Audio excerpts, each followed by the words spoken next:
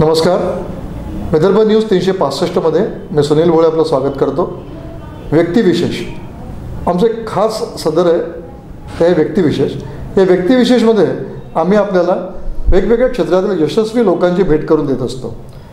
आज आपल्याकडे जे पाहुणे आले आहेत ते इन्शुरन्स सेक्टरमधले एक अत्यंत महत्त्वाचं स्थान मिळवून आज त्या स्थानावर पोहोचलेले आहेत. आणि इन्शुरन्स सेक्टर हे नेमकं काय आहे, कसं आहे, त्या सेक्टरमध्ये पुढे काय प्रॉस्पेक्ट्स आहेत, सध्या त्या सेक्टरची काय स्थिती आहे, या सगळ्यावर ते आपल्याशी बोलतील. श्री सचिन केणे यांचं मी स्वागत करतो. नमस्कार सर. नमस्कार. केणे साहेब, माझा पहिला प्रश्न तुम्हाला हा आहे की इन्शुरन्स सेक्टर तसं युजली लोक इंजिनिअरिंग, मेडिकल, वेगवेगळ्या अशा प्रकारच्या टाईपकास्ट प्रोफेशनमध्ये सुरुवात करतात. तुम्ही इन्शुरन्स सेक्टर हे ठरवून निवडलं की ॲक्सिडेंटली तयार झालात?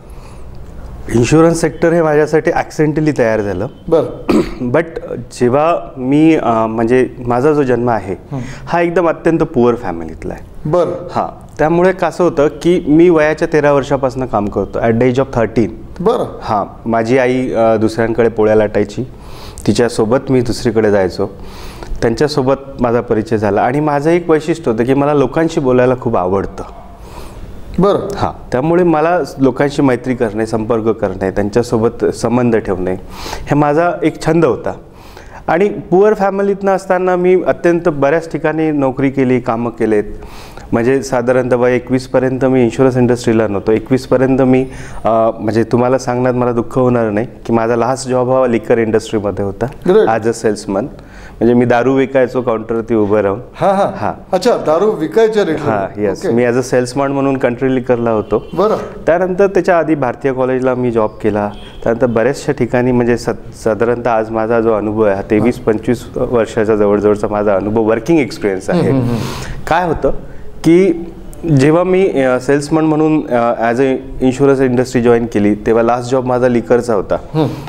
मग माझी आई ज्यांच्याकडे स्वयंपाक करायची तर ते ॲज अ डेव्हलपमेंट ऑफिसर होते इन्शुरन्समध्ये. आमच्याकडे एक पोस्ट असते एजंटच्या वरती, एक क्लास 1 ऑफिसरची पोस्ट असते डेव्हलपमेंट ऑफिसरची, जे आम्हाला घडवत असतात. बरं.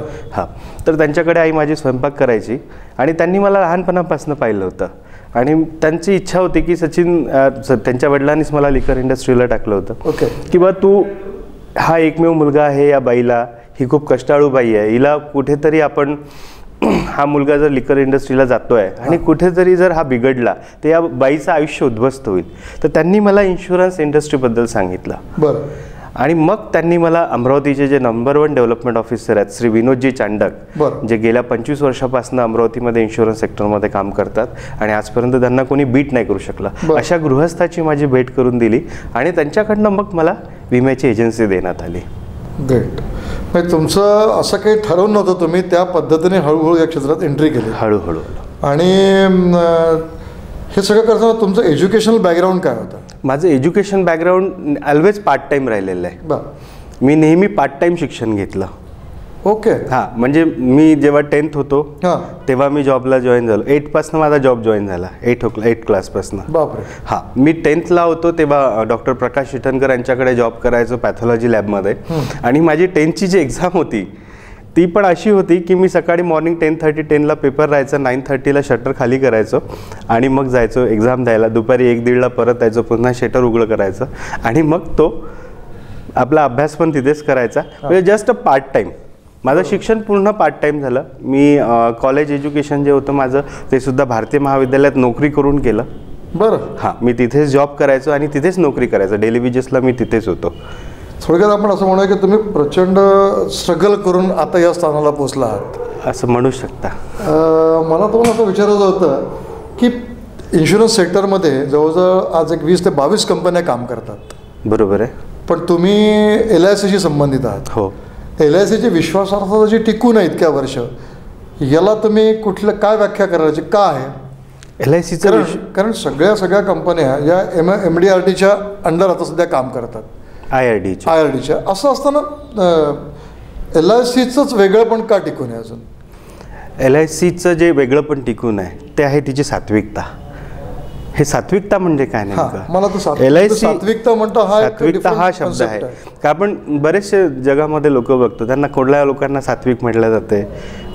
सो दॅट की कसं होतं की इन्शुरन्स इंडस्ट्रीमध्ये एक तर गव्हर्नमेंटचा बॉन्डिंग आहे LICला आणि गेल्या 65-70 वर्षाच्या जवळजवळचा अनुभव LICला आहे आणि गव्हर्नमेंट सिक्युरिटी पूर्णपणे LICलाच गव्हर्नमेंटने दिलेली आहे. बाकी कुठल्याही कंपनीला गव्हर्नमेंट सिक्युरिटी नाही आहे. बाकी सगळ्या कंपन्याच IRD अंडरटेकिंग आहे पण LICच्या ज्या बॉन्डला सिक्युरिटी आहे ती गव्हर्नमेंटची आहे की इन केस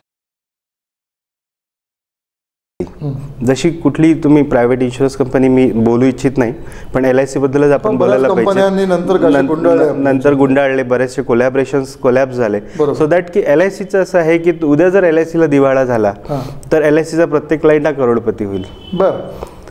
कारण गव्हर्नमेंटची अश्युरिटी त्याच्यामध्ये दिलेली आहे की तुम्ही दिलेली पूर्ण रक्कम बॉन्डवरती जी मेन्शन केलेली आहे हे आम्ही गव्हर्नमेंट ऑफ इंडिया प्रोव्हाइड करेल. जेवढी किंमत आपल्या 500च्या 2000च्या नोटीला गव्हर्नमेंटने दिलेली आहे तेवढीच किंमत LICच्या पॉलिसी बॉन्डला दिलेली आहे. तर तुमचं म्हणणं की LICचं हे जे गुडविल जे टिकून आहे तर बिकॉज ऑफ दिस प्लस त्यांचा क्लेम सेटलमेंट रेशो LICचा क्लेम सेटलमेंट रेशो हा 99% पेक्षा जास्त आहे. आता मला सांगा मी सर्वसामान्य आपले जे प्रेक्षक आहेत त्यांना क्लेम सेटलमेंट रेशोचं नेमकं थोडंसं डिटेल सांगा ना. LICचं एक सिम्पल म्हणजे माझं जे ब्रीद वाक्य आहे LIC बद्दलचं की LIC सिम्पल कुठेही एक्सक्लुजन ठेवत नाही. मरण्याच्या बाबतीत जे एक्सक्लुजन असतात एक्सक्लुडिंग सुसाईड 1 इयर सोडलं तर कुठल्याही बाबतीत LIC एक्सक्लुजन ठेवत नाही. एनी टाइम एनीवेअर कुठलाही डेथ असतो LIC क्लेम सेटल करतेच. त्यांनी जर त्याचं प्रीमियम व्यवस्थित रेग्युलर भरलं असेल त्याची जर पॉलिसी इन्फोर्स असेल तर LIC त्याला 100% क्लेम देते. कुठेही त्याला एक्सक्लुजन लावत नाही. आणि दुसरं असं की कुठल्या प्रकारच्या पॉलिसी लोक जास्त प्रिफर करतात असं तुमचं मत आहे? म्हणजे मला म्हणायचं आहे की ॲक्सिडेंटलवाला जे असतात त्या पॉलिसी लाईफमध्ये लॉंग टर्म पॉलिसी लोक प्रिफर करतात की शॉर्ट टर्म पॉलिसी प्रिफर करतात? लोकांचं कसं असतं की आज भारत जसा डेव्हलप होत चालला इन्फ्रास्ट्रक्चर जसं जसं चेंज होत चाललं तसं तसं सगळ्यांचा माइंडसेट हा चेंज होत चालला आहे. कालांतराने तुम्ही जर आधी बघितलं असेल तर पॉलिसीचं जो स्ट्रक्चर होतं मनी बॅक आणि एंडोमेंट ओनली ह्याच पॉलिसी लोक प्रेफर करायचे. Day by day structure change होत गेलं यंग जनरेशन वाढत गेली. आता पॉलिसींबद्दलचं इन्व्हेस्टमेंट प्लॅनिंग लोकांचं चेंज झालेलं आहे. कोणी म्हणजे प्रत्येकाचं इंडिव्हिज्युअल प्लॅनिंग असतं की मला हा प्रोडक्ट हवा आहे. त्याच्यामध्ये माझा जो कन्सेप्ट असतो नेहमी की तुम्हाला जे सुटेबल आहे हे आम्ही प्रोव्हाइड करू. Product what ever product different असतात. म्हणजे प्रत्येक डॉक्टरकडे गेल्यानंतर प्रिस्क्रिप्शन सगळ्यांना सारखं नसतं. सो दॅट की आमचंही तेच प्लॅनिंग असतं आणि LICनी प्रत्येक म्हणजे 0 एजपासनं म्हणजे जो बाळ जो जन्मतो त्याच्यापासून तर वयवर्ष 63 पर्यंतच्या लोकांसाठी विचार करून वेगवेगळ्या प्रकारचे बॉन्ड वेगवेगळ््या प्रकारचे प्लॅन्स LICने डिझाईन केलेले आहेत. Max to max last age कोणता आहे तुमचं? 63 इन्शुरन्स देण्यासाठी आणि 89 पर्यंत आम्ही पेन्शन प्लॅन प्रोव्हाइड करतो. बरोबर 89 पर्यंत आम्ही ॲन्युटी बेस्ड प्रोडक्ट त्यांना देतो. प्लस काय होतं की स्ट्रक्चर चेंज होत चाललं. प्रत्येकाची डिमांड वेगळी होत चालली. कालांतराने आज म्हणजे टर्म इन्शुरन्सचं डिमांड यंग जनरेशनमध्ये वाढलेलं आहे. पेन्शन प्लॅनबद्दल लोक अवेअर झालेले आहेत. आधी काय व्हायचं की इन्शुरन्स म्हणजे फक्त मरण्यासाठी होतं. LICची पॉलिसी जर घ्यायची म्हटलं तर त्याला फक्त की बा आपण मरू या भीतीसाठी ती पॉलिसी राहायची किंवा पॉलिसी घेतली तरी मरू. आता तसं झालेलं नाही. LICला लोक इन्व्हेस्टमेंट या पॉईंट ऑफ व्ह्यूनी बघतात. पण किती मला सांगा म्हणजे लोक असं म्हणतात की अजूनही भारतामध्ये इन्शुरन्स सेक्टरबद्दल अनास्था आहे. तर किती % तुम्ही रेशो पकडता सध्या? सध्या 30% रेशो हा इन्शुरेबल झालेला आहे फक्त. 30% हे दुःखद गोष्ट आहे भारताची की भारतामध्ये इन्शुरन्सला अजून तेवढी वाव देण्यात आलेली नाही. 125-150 कोटी लोकांमध्ये 130 कोटी जनता आहे आज भारतामध्ये आणि याच्यामध्ये त्यांनी फक्त 30 करोड लोक आजपर्यंत इन्शुअर्ड झालेले आहेत. त्याच्यामध्ये आपण जर पॉलिसी रेशो वाईज LICचं जर काढलं तर ऑलमोस्ट 23 करोड जनता LICकडे पॉलिसी होल्डर आहे. म्हणजे अजूनही 70% जनता ही अनइन्शुअर्ड आहे. ही दुःखद गोष्ट आहे कारण भारतामध्ये इन्शुरन्सला कंपल्शन कुठेच नाही दिलेलं आहे. कारण वेस्टमध्ये असं म्हणतात की इन्शुरन्स पॉलिसी शिवाय तुम्ही म्हणजे जसं तुम्ही पासपोर्ट व्हिसा आणि सगळं तुम्ही घेता तसं इन्शुरन्स पॉलिसी पण कंपल्सरी आहे. तुम्ही जर मी US ला जाऊन आलोय, ऑस्ट्रेलिया जाऊन आलो, मी अदर कंट्रीजमध्ये फिरून आलोय, प्रत्येक ठिकाणी कंपल्शन आहे. इट्स अ ह्युमन बिईंग त्यांचं असतं. माणसाला जेवढी किंमत तिथे दिलेली आहे दुसऱ्या कुठल्याही गोष्टीला दिलेली नाही. आणि इन्शुरन्स हे तिथे कंपल्सरी आहे, म्हणजे तुम्ही बेअर करू शकत नाही. आणि तिथले जे लॉज आहेत हे खूप स्ट्रॉंग आहे. आपल्याकडे इन्शुरन्सला कॅज्युअली घेतलं जातं. म्हणजे फर्स्ट कसं असतं की सपोज मी जर कुठल्या पार्टीकडे गेलो तर त्यांना इन्शुरन्सची ठीक आहे ना करेंगे, it's a postponed. Insurance sector मधनं एखाद्या एजंटचा फोन आला तर आपल्याकडे अजूनही लोकांची वृत्ती की त्याला टाळणे पाहिजे. बिलकुल. पण हे तुम्हाला काय वाटतं याचं काय कारण असं? ही दुःखद गोष्ट आहे ॲक्च्युली, की म्हणजे मला अत्यंत दुःख होतं या गोष्टीचं, की आम्ही लोकांकडे जेव्हा जातो की तुम्ही पॉलिसी घ्यायला पाहिजे, तुमचा विमा असायला पाहिजे, तुमचा ॲड्युकेट इन्शुरन्स अमरावतीमध्ये किंवा अदर इंडियामध्ये जरी बघितलं तर बिलो 1% लोकांकडे बिलो 1% लोकांकडे ॲड्युकेट इन्शुरन्स आहे. ॲड्युकेट इन्शुरन्स म्हणजे काय होतं की तुमच्या फॅमिलीला जेवढ्याची गरज आहे, तुमची जी लायबिलिटी आहे ती पूर्ण तुम्ही कव्हर केलेली आहे. असा मला अमरावतीमध्ये आजपर्यंत एकही गृहस्थ सापडलेला नाही. नवीनच एस्पेक्ट सांगितला. कारण हे जनरली काय होतं की पॉलिसी घेतल्यानंतर आहे ना आपल्याकडे एक पॉलिसी आहे, लोकांचा असा भ्रम आहे. पण इन्शुरन्सला आपण महत्त्व किती देतो? बरोबर. इन्शुरन्स कशासाठी आहे? इन्शुरन्स तुमच्या परिवारासाठी आणि तुमच्यासाठी आहे. बघा, मरण्यापेक्षा जगणं कठीण आहे. मरण्यापेक्षा आज जर तुम्ही रिटायर होत असाल तर जर तुम्हाला रेग्युलर इन्कम नसेल तर मी तुम्हाला अशी अनेक गृहस्थांची भेट करून देतो. त्यांची मुलं चांगले ठीक आहे, पण अशा अनेक गृहस्थांची मी तुम्हाला संपर्क करून देऊ शकतो की त्यांची दैनंदिन अवस्था आहे, कारण त्यांना रेग्युलर इन्कम कुठेच नाही आहे आणि कुठलंही प्लॅनिंग त्यांनी रिटायरमेंटसाठी केलेलं नव्हतं. आणि अशा बऱ्याचशा व्हिडिओला मी तुम्हाला भेटून देतो की ज्यांच्या पतीने इन्शुरन्स केला नाही, त्यामुळे फायनान्शियली आज त्या स्त्रीला स्वतः काम करावं लागतं. मला याच मुद्द्याशी जोडून एक दुसरा प्रश्न तुम्हाला असा विचारायचा आहे की इन्शुरन्स करताना प्रायोरिटी लोकांची पुरुषांची स्त्रियांमध्ये कितपत त्याच्यामध्ये अवेअरनेस आहे? किती स्त्रियांनी किंवा किती फॅमिलीजमधल्या स्त्रियांनी तुम्हाला कधी कॉल करून इन्शुरन्स काढायचा आहे असं सांगितलं? तुमचा अनुभव आहे का असा? माझा अनुभव असा, मी हे याच्यासाठी म्हणेल तुम्हाला, म्हणजे ही पार्ट ऑफ जोक आहे की कुठल्याही स्त्रीला आपल्या पतीच्या मृत्यूची डील करणं आवडणार नाही. हे मान्य आहे मला, भारतीय स्त्री कारण कुठली असू शकतं असं, कारण कुठे स्त्रियांनी तिला मनात जरी वाटत असेल. स्वतः कधी इन्शुअर करताना आग्रही तुम्हाला दिसली का? तुमचा अनुभव आहे का असं? नाही, माझा हा अनुभव नाही आहे. मला एक दोन फॅमिली की प्रत्येक क्षेत्रामध्ये बरोबरी करत असताना किंवा पुरुष असा आग्रह धरतात की माझ्या बायकोचा करा, मुलीचा करा, असं पुरुष असा आग्रह धरतात. बरं, पुरुष असा आग्रह धरतात, पण तिथे माझ्यासारखा जर एजंट असेल तर मी त्याला टाळतो नेहमी. कारण माझं नेहमी ह्युमन बिईंग असतो की जर फॅमिली ओनर जोही असेल परिवारामध्ये, सपोज तुम्ही आहात, तुमच्या परिवारामध्ये कमवणारे तुम्ही जर आहात तर बाकीच्यांचा इन्शुरन्स घेण्याची गरज नाही, पहिले स्वतःला. कारण मी पहिला शब्द तुम्हाला पहिल्या म्हणजे क्वेश्चनमध्ये आन्सर दिला की ॲड्युकेट इन्शुरन्स आपला असायला पाहिजे. तुमच्या लायबिलिटीज फुलफिल होत नाही आणि ॲड्युकेट कोणी केलेलं नाही आहे, तर पहिले तुम्ही फुलफिल तर करा. तुम्ही स्वतःलाच तर प्रोटेक्ट करा आधी, नंतर फॅमिलीचं. जर तुम्हाला बसत नसेल, तुम्हाला LIC द्यायला तयार नाही, तुमच्याकडे इनफ मनी आहे, मग तुम्ही त्यांना प्रोटेक्ट करू शकता. माझ्याकडे जर असे लोक येतात की माझ्या पप्पांचं इन्शुरन्स करायचं आहे, तर त्यांना म्हणजे पार्ट ऑफ जोक असतो हा की ॲट द एज ऑफ 60-65ला मी म्हणतो नेहमी, कशाला जॅकपॉट घ्यायचा? जॅकपॉट कशाला काढतं? तुझा इन्शुरन्स किती आहे बाबा? तो म्हणतो माझं काहीच नाही, तू कमवतोय 50,000 रुपये महिना, तुला इन्कम आहे, पहिले तुला तुझा इन्शुरन्स करायला पाहिजे ना. लोक इन्शुरन्सला आजही जॅकपॉट म्हणून विचार केला जातो बरेच वेळा.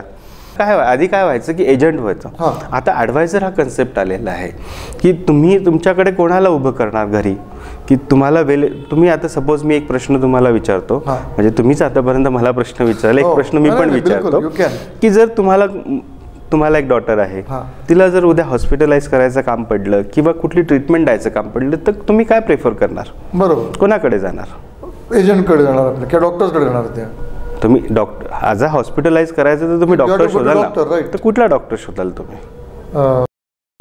Which is the best in that industry. बरोबर आहे. सपोज तुम्हाला जर इन्कम टॅक्सचं काम करायचं, तुम्ही कुठला CA शोधणार? बेस्ट CA शोधणार. बेस्ट CA त्यातला. बरोबर आहे. जर एखादी केस तुमच्यावरती लागली तर तुम्ही कुठला लॉयर शोधणार? Best lawyer. मग तुम्ही तिथे डिस्काउंटची गोष्ट करता? नाही, तिथे नाही करत. राईट. तुम्ही डॉक्टरला फीज लिहिताना म्हणता का OPDची फीज मध्ये 500 रुपये फी द्या, मला 400 रुपये द्या म्हणून? नाही. मग जेव्हा तुमच्या परिवाराच्या सुरक्षेचा विचार येतो, जेव्हा, कारण इन्शुरन्स घेताना तुम्ही स्वतःला प्रोटेक्ट नाही करत आहे, तुम्ही तुमच्या परिवाराला प्रोटेक्ट करत आहात. बरोबर. तर मग ही जेव्हा वेळ येते तेव्हा तुम्ही बेस्ट एजंट का नाही शोधत? ओके. तुम्ही त्याचं क्वालिफिकेशन बघता का? तुम्ही बघायला पाहिजे तो कुठल्या क्लब मेंबरशिपमध्ये आहे, तो किती स्टडी करतो, त्याचा अभ्यास किती आहे. स्टडीवरनं विषय निघाला, तुम्ही तो नेमका मुद्दा बोललात की तुम्ही एखादा क्लायंट जेव्हा तुमच्याकडे अप्रोच होतो इन्शुरन्स करता, तर तुम्ही त्याला जी काही पॉलिसी किंवा जे काही तुमचं आलेलं नवीन पॉलिसी सजेस्ट करता, ते सजेस्ट करताना तुमचा क्रायटेरिया काय असतो? बघा, माझा जो क्रायटेरिया असतो ना, मी तुमच्यापेक्षा जास्त म्हणजे तुम्ही स्वतःबद्दल एवढा विचार नाही करणार जेवढा मी तुमच्यासाठी करतो. ओके. कारण मी बेसिकली तुमचं जोपर्यंत ह्युमन लाईफ काढणार नाही, जोपर्यंत तुमची गरज मला कळणार नाही ना, मी तोपर्यंत तुम्हाला पॉलिसी सजेस्ट करणार नाही. कारण जोपर्यंत तुम्हाला आजार कुठला आहे तर मी तुम्हाला टॅबलेट कोणते देऊ. मला आजार बेसिकली कळायला पाहिजे. प्रोडक्ट मी सांगितलं ना, 0 ते 63 वर्षापर्यंतसाठी प्रोडक्ट LICकडे आहे. तुम्हाला त्यातला कुठला प्रोडक्ट सूट होतो, तुमची गरज काय आहे, तुम्हाला कोणत्या वर्षी किती पैशाची गरज पडणार आहे, तुम्हाला मुलीचं लग्न करायचं आहे, मुलाचं शिक्षण करायचं आहे, स्वतःचं रिटायरमेंट प्लॅनिंग करायचं आहे. त्यानंतर तुमचं म्हणणं म्हणजे की तुम्ही त्याला एक टोटल पॅकेज प्लॅनिंग बनवून देता? येस, मी पूर्ण पॅकेज प्लॅनिंग करतो त्याचं. कारण मी त्याला समजून घेतो आधी की याची गरज जी असेल त्या हिशोबाने आपण त्याचे सगळे प्लॅन डिझाईन करतो आणि मग त्यांना ते इन्शुरन्स आपण प्रोव्हाइड केलं जातं. की कुठलाही प्रोडक्ट आला, हा चांगला आहे, हा घेऊन घ्या, असं माझ्याकडे स्पेशली ही प्रॅक्टिस केल्या जात नाही. आणि ही करणं चुकीचं आहे. कारण मला जर तुमची गरज माहीत नाही आणि मी तुम्हाला कुठलीही पॉलिसी देईल, सपोज तुमची मुलगी आज 3 वर्षाची आहे, तिला 18व्या वर्षी मी पैसे देऊन काय करणार? मी तुम्हाला नाव कोट नाही करत, पण बऱ्याच लोकांनी अशी कंप्लेंट केली होती की ज्याच्यामध्ये सगळ्यात जास्त कमिशन एजंटला मिळतं ती पॉलिसी विकल्या जाते. या गोष्टीत तथ्य नाही आहे. हा प्रश्न खूप महत्त्वाचा आहे आणि हा प्रश्न माझ्याकडे खूपदा येतो किंवा एजंटांची जी प्रॅक्टिस असते ही कमिशनसाठी असते. मी तुम्हाला एक भ्रम तुमच्या चॅनलच्या माध्यमातून सगळ्या दर्शकांना सांगू इच्छितो की हा भ्रम डोक्यातनं काढून टाका की एजंट ज्यामध्ये कमिशन जास्त असते ती पॉलिसी देते. कारण LICच्या प्रत्येक पॉलिसीला कमिशन सेम आहे. काय सांगता? हे आम्हाला आमच्यासाठी नवीन आहे. आम्हाला आमच्या डोक्यात फरक असतो, मायनर टर्म मध्ये थोडा फरक असतो, बट युजली जी पॉलिसी घेतल्या जाते त्या पॉलिसीला 99% पॉलिसीजमध्ये कमिशन ऑलमोस्ट सेम असतं. बरं. त्यामुळे एजंटांच्या वरती जो तुमचा भ्रम आहे डोक्यामध्ये की कमिशन जास्त असलेली पॉलिसी विकते, हा डोक्यातनं काढून टाका. आणि तुम्ही सर्वांनी, दर्शकांनी सुद्धा काढायला पाहिजे. बरोबर. म्हणून एजंटांना त्या दृष्टिकोनातून बघू नका. म्हणजे असं वाटतं नेहमी जेव्हा पैशाचा विषय येतो. कारण युजली एखादी पॉलिसी, एखादा पर्टिक्युलर पॉलिसी जेव्हा इन्सिस्ट करतो एजंट, तेव्हा एक नॉर्मल क्लायंटच्या मनात असा संशय निर्माण होतो बऱ्याचदा की हा माणूस पर्टिक्युलर हीच पॉलिसी आपल्याला का वारंवार सजेस्ट करतो आहे आणि मग त्यात जास्त कमिशन आहे म्हणून करतोय का? हा एक सर्वसामान्य कुठल्याही नॉर्मल माणसाच्या मनात येणारा एक डाऊट आहे. बरोबर. म्हणून मी तुम्हाला त्याबद्दल यायलाही पाहिजे. आता मी तुम्हाला आणखीन एक महत्त्वाच्या विषयाकडे टर्न आउट करतोय, तो म्हणजे हेल्थ इन्शुरन्स. बरोबर. हेल्थ इन्शुरन्सबद्दल फार कमी याची पॉप्युलॅरिटी आहे आपल्याकडे आणि त्याच्याबद्दल मिसकन्सेप्शन खूप जास्त आहे. तर LIC आणि इतर कंपनी काय, कारण तुम्ही नॅचरली जेव्हा हेल्थ इन्शुरन्स विकता तेव्हा तुम्हाला कंपॅरिझन करणं गरजेचं आहे क्लायंटला सांगण्याकरता. बरोबर आहे. आपोआप त्याबरोबर तुमचा अभ्यास पण होतो. मला खूप महत्त्वाचं वाटतं, कारण दिवसेंदिवस वाढत जाणारे आजार, येणारे ॲक्सिडेंट्स आणि ह्या सगळ्याकरता लागणारा पैसा. बरोबर. तर हेल्थ इन्शुरन्सच्या फॅक्टरला तुम्ही किती महत्त्व देता? हेल्थ इन्शुरन्स एक असा विषय आहे, हा तुम्हाला आयुष्यातनं उठवू शकतो.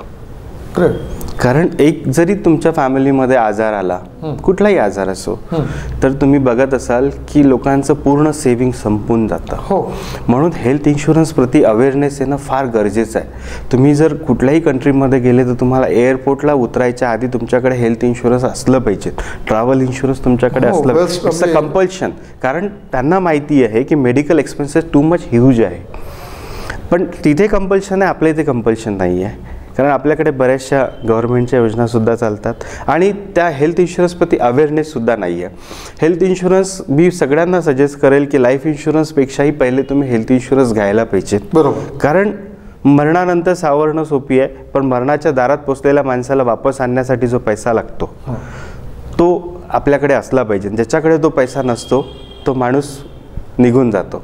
म्हणून मी अशा बऱ्याच फॅमिलीज बघितल्या की जर तुमच्याकडे हेल्थ इन्शुरन्स नसेल तर 4 चौघं जर तुमच्याकडे जमा झालेले असेल ना तर लोक तुम्हाला 3-4 दिवसानंतरच भेटायला येणार, हे लक्षात ठेवा. बरोबर. कारण पहिल्या दुसऱ्या दिवशी तुम्ही त्यांना पैशाची डिमांड करू शकता. हो, हे त्यांना डोक्यात वाटू शकतं. बरोबर. हां, तुम्हाला 4 मुलं असतील तेही डिस्कशन करतील की आता काय करायचं, कुठल्या हॉस्पिटलला प्रेफर करायचं. तेच मेडिक्लेम जर तुमच्याकडे असेल, हेल्थ इन्शुरन्स तुमच्याकडे असेल, तर कुठल्याही हॉस्पिटलला नेऊन तुम्हाला पहिले ॲडमिट करतील आणि पहिले ट्रीटमेंट करतील, कारण तो तुमचा बॅकबोन आहे. मला एक सांगा, पण मग तरीही एवढा सगळं हा विषय महत्त्वाचा असताना हेल्थ इन्शुरन्सबद्दल अवेअरनेस का नाही आहे? अवेअरनेस म्हणजे जेव्हा आजारी पडल्यानंतर ती चर्चा होते की आता करायला पाहिजे होता, पण तो विषय संपतो, आजारपण संपतो किंवा ती व्यक्ती जाते आणि मग पुन्हा सगळं त्याच्यावर शून्य होतं. तर काय कारण असावं? इतका अवेअरनेस जो असायला पाहिजे तो नाही आहे. मग तुम्ही लोक काय त्याची कारणं शोधता? आम्ही त्याचे कारणं काय शोधायचे? कारण प्रत्येकाला बघा, मी तुम्हाला एक उदाहरण सांगतो.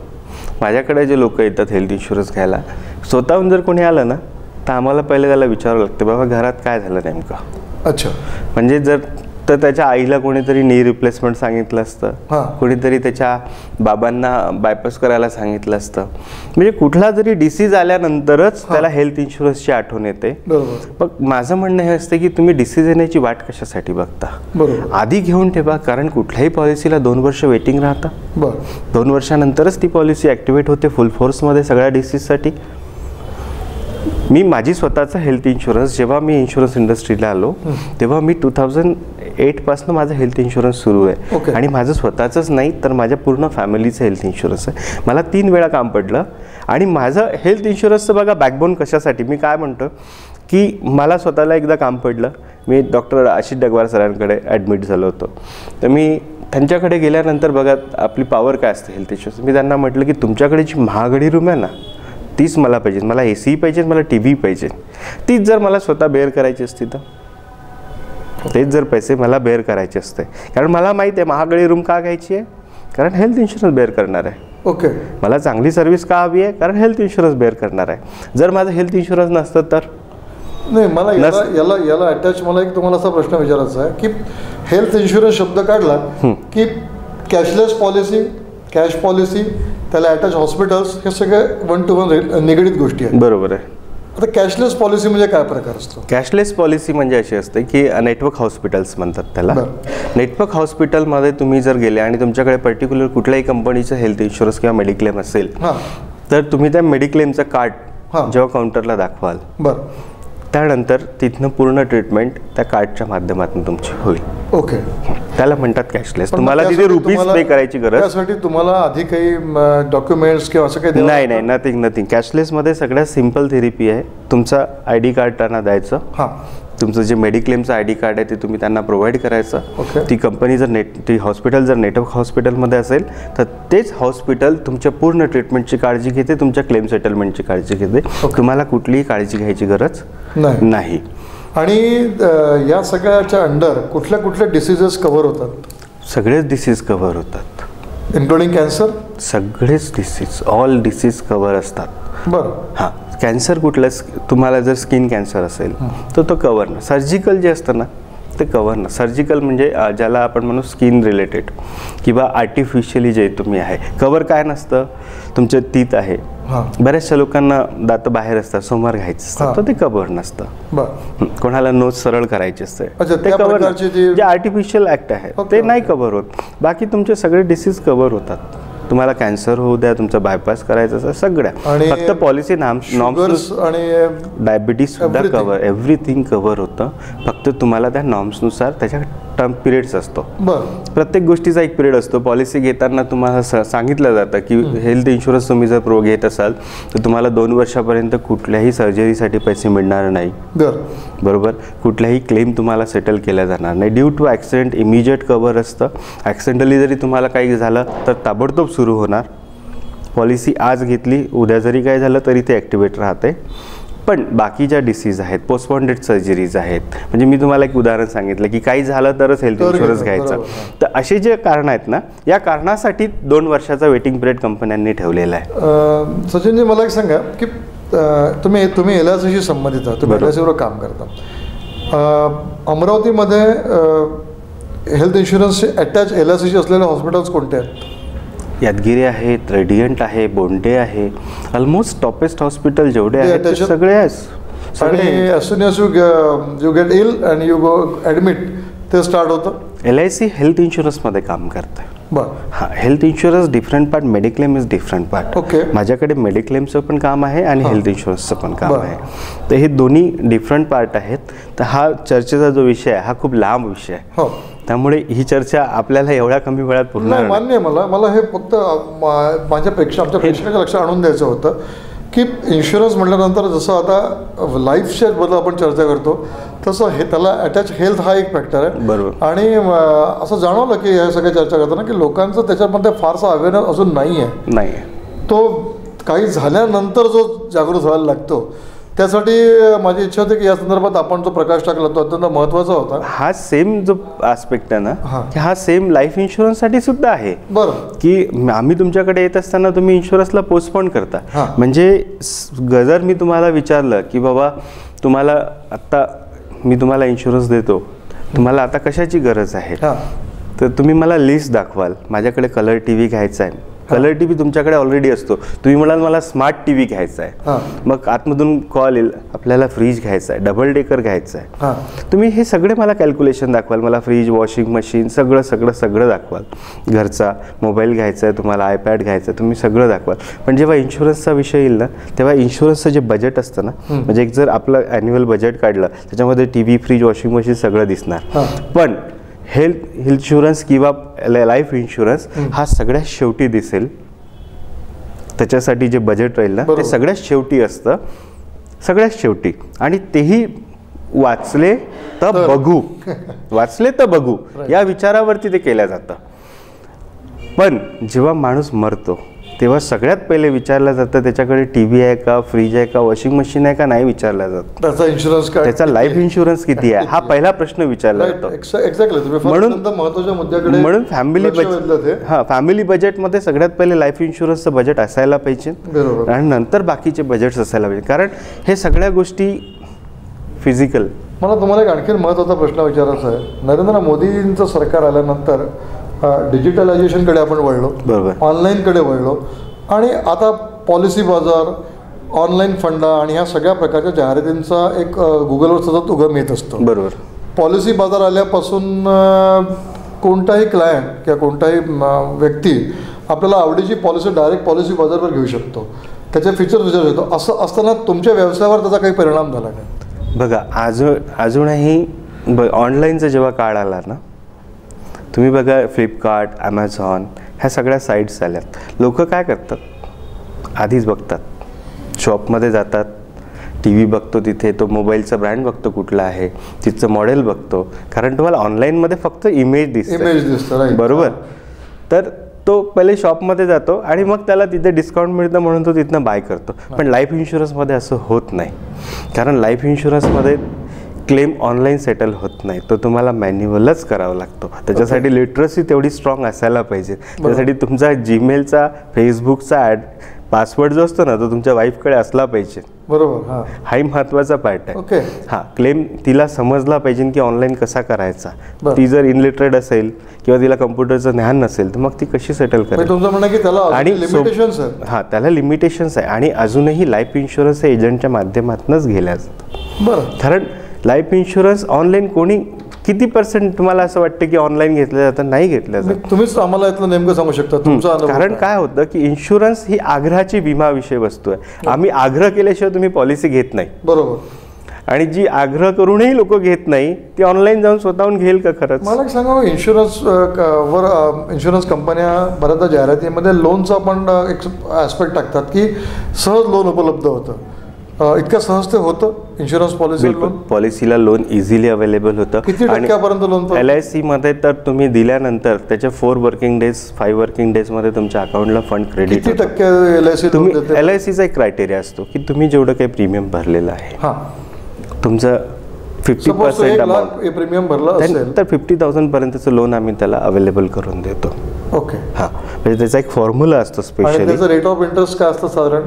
आधी 9-9.5% होता, आता 10%च्या ऑलमोस्ट जवळ गेलेला आहे. आणि चीफेस्ट आणि सगळ्यात स्वस्त लोन LICच्या पॉलिसीवरती, आणि सगळ्यात इझी लोन, तुम्हाला कुठलंही डॉक्युमेंटेशन करायची गरज नाही. ओके.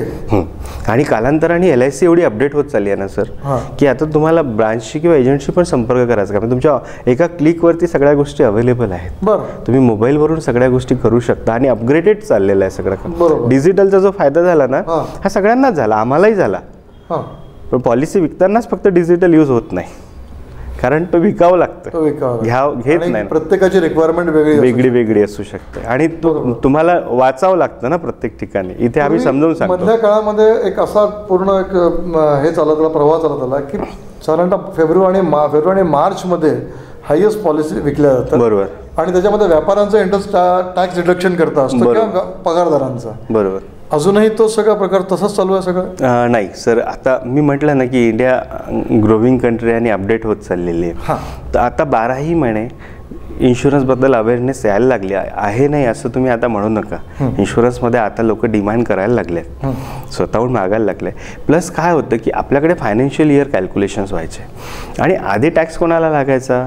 मॅक्झिमम गव्हर्नमेंट एम्प्लॉईज वगैरे. आणि टॅक्स सेव्हिंग हा कन्सेप्ट आता लोकांच्या डोक्यातून निघायला चालला की इन्शुरन्स पॉलिसी टॅक्स सेव्हिंगसाठी घ्यायची. आम्ही लोकांनी, मी स्वतः पर्टिक्युलर 20 ते 25 वर्ष फक्त हा एक ऍस्पेक्ट ठेवून पॉलिसी विकल्या गेल्यात ना, आणि पॉलिसी त्या पर्पजलाच घेतल्या जायची आधी, कारण तो लाईफ इन्शुरन्स म्हणून त्याला नाही घ्यायचा, टॅक्स सेव्हिंग टूल्स म्हणून लाईफ इन्शुरन्स घेतला जायचा. पण आता असं नाही होत. आता लाईफ इन्शुरन्सला एक प्रायोरिटी देण्यात येत आहे.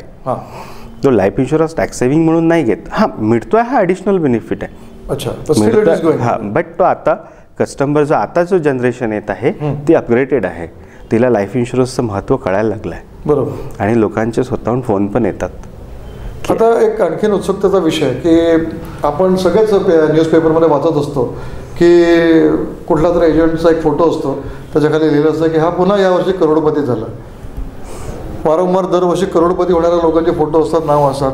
हे करोडपती होणं म्हणजे नेमकं काय असतं? करोडपती होणं हा कन्सेप्ट आता अस्तित्वात राहिलेला नाही. बरोबर. करोडपती हा म्हणजे टिल डेट 2002 पर्यंत ऑलमोस्ट हे चाललं. बरं. कारण आधी सम अश्योर्डला करोडपती पकडला जायचं की तुम्ही 1 करोडपर्यंतचा विमा विकला, कारण आधी विमा घ्यायचे नाही लोक, आणि पॉलिसीजची जी पॉकेट साईज होती ती फार छोटी होती. त्यामुळे 1 करोड सम अश्योर्ड करणं इज टू मच, म्हणजे ती अचिव्हमेंट होती. बरं. म्हणून पेपरला यायचं. आज काय झालंय की आज इन्शुरन्सची अवेअरनेस लोकांमध्ये आलेली आहे. आज करोडच्या कितीतरी पॉलिसीज, लोक एक पॉलिसी आज प्रीमियम करोडमध्ये यायला लागलेलं आहे. तर सम अश्योर्ड हा विषय निघून गेला. म्हणजे आधी LIC सुद्धा कॉलम मध्ये सम अश्योर्ड ठेवायची, आता सम अश्योर्ड राहिलेलं नाही, आता प्रीमियम. अच्छा, प्रीमियम. आणि व्हॉट इज MDRT? MDRT काय आहे? हा महत्त्वाचा प्रश्न होता. MDRT ही एक प्रोफेशनल असोसिएशन आहे इन्शुरन्स एजंटसाठी स्पेशली.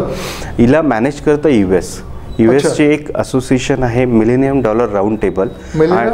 फुल फॉर्म आहे millennium round table. Millennium dollar round table, dollar हा वर्ड आहे त्याच्यामध्ये. सो दॅट याची असोसिएशनची एलिबिलिटी असते की तुम्हाला एवढं अर्निंग, एवढं प्रीमियम तुम्हाला विदिन इयर कॅलेंडर इयरला करावं लागतं. आणि त्याची एलिबिलिटी झाल्यानंतर तुम्ही एलिजिबल होता मीटिंग अटेंड करण्यासाठी US ला. बरं. पण एलिजिबल झाल्यानंतर तुम्हाला त्याची मेंबरशिप घ्यावं लागते, जी माझ्याकडे ऑलरेडी आहे. मग मी आतापर्यंत 2 मीटिंग अटेंड केलेले आहेत, एक US ला आणि एक ऑस्ट्रेलियाला MDRTची. आणि MDRTमध्ये 88 देश पार्टिसिपेट करतात, 88 कंट्रीज. म्हणजे त्यात LIC नाही आहे, ऑल ओव्हर इन्शुरन्स वर्ल्ड आहे पूर्ण. टोटल इन्शुरन्स वर्ल्ड, पूर्ण वर्ल्ड मधलं जेवढ्या इन्शुरन्स कंपनी आहेत त्यात पार्टिसिपेट करतात. 88 देश आणि 16,000 एजंट तिथे मीटिंगला ॲट अ टाइम अटेंड असतात एका प्लॅटफॉर्मवरती. आणि तिथे गेल्यानंतर तुम्हाला इन्शुरन्स काय आहे, हे जग काय आहे हे कळतं. आणि मी स्पेशली त्या मीटिंगला जातो, कारण तिथनं जे नॉलेज मला मिळतं की इन्शुरन्स इंडस्ट्री कुठे चाललेली आहे, त्याची आता रिक्वायरमेंट काय आहे, लोकांचे चेंजेस काय आहेत, फॅमिली म्हणजे प्रत्येक कंट्रीचं नवीन हे असतं, ग्लोबल त्याच्यामध्ये पूर्ण रिसर्च असतो, ग्लोबल रिसर्च असतो की वर्ल्ड इन्शुरन्स इंडस्ट्री कुठे चालली. तर तुम्हाला तिथे खूप काही शिकायला मिळतं, आणि ते नॉलेज घेण्यासाठी मी तिथे जात राहतो नेहमी.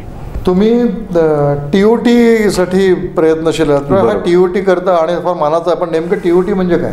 It's a top of the table MDRTच्याच प्लॅटफॉर्मवरती ते असतं. त्याच्यात बट advanced MDRT एक छोटा, त्यानंतर एक COT नंतर एक असतं. म्हणजे MDRTचे 3 पट तुम्हाला पुढची स्टेप बिझनेस करावा लागतो. तर COT होतो आणि 6 पट MDRT केल्यानंतर TOT क्वालिफाय होतं. अच्छा, you are going for TOT now? हां, येस. अच्छा, you are going trying to go for TOT? Yes yes yes. माझा पूर्ण प्रयत्न यावर्षी TOTचा आहे आणि मी TOT केल्याशिवाय थांबणार नाही. आमच्या न्यूज चॅनलच्या वतीने आणि आमच्या सगळ्या प्रेक्षकांच्या वतीने तुम्हाला ॲडव्हान्समध्ये गुड लक की तुम्ही हा प्रयत्न करा आणि तुम्ही यात नक्की सक्सेसफुल व्हाल. शेवटचा प्रश्न तुमच्यासाठी की आमच्या विदर्भ न्यूजच्या तमाम प्रेक्षकांसाठी तुम्ही काय सल्ला द्याल? मी सगळ्यांना सांगेल की विमा एजंट जर तुमच्याकडे येत असेल ना तर त्याला टाळू नका. कारण म्हणजे असं बोलायला नाही पाहिजे, पण ही जी गोष्ट आहे इट्स अनसर्टन. मृत्यू म्हणा, तुमचं रिटायरमेंट म्हणा, हे होणारच आहे. तुम्ही म्हातारे होणारच आहात. तुमचा मुलगा शिक्षणासाठी येणारच आहे, मुलीचं लग्न तुम्ही करणारच आहात. मग तो जेव्हा तुमचं प्लॅनिंग करून द्यायला येतो तेव्हा त्याला टाळू नका. एकदा त्याचं ऐकून घ्या. नाही पटलं तुम्ही स्विच करा, दुसरीकडे जा, पण त्याला टाळू नका. कारण तो स्वतःसाठी तुमच्याकडे येत नसतो. तो तुमच्या परिवाराच्या सुरक्षेसाठी आणि तुमच्या मुलीच्या लग्नासाठी, तुमच्या मुलाच्या शिक्षणासाठी आणि तुमच्या म्हातारपणाचे प्रोव्हिजन करून देण्यासाठी तो तुमच्याकडे येत असतो. तर त्याला कृपया टाळू नका. LICची एक गेले कित्येक वर्ष लोकांच्या स्मरणात राहिलेली स्लोगनच आहे ती की जिंदगी के साथ भी और जिंदगी के बाद भी. तर ते खऱ्या अर्थाने आपण असं म्हणू की समर्पक आहे ती. बिलकुल समर्पक आहे. आपण इतक्या बिझी शेड्यूलमध्ये आमच्यासाठी वेळ काढलात त्याबद्दल मनपूर्वक धन्यवाद. पुन्हा भेटूया. धन्यवाद. तुम्ही आम्हाला इथे बोलवलं, आम्हाला बोलण्याची संधी दिली, त्याबद्दल आम्ही विदर्भ न्यूजचा खूप खूप आभारी आहे. धन्यवाद. चला, थँक्यू.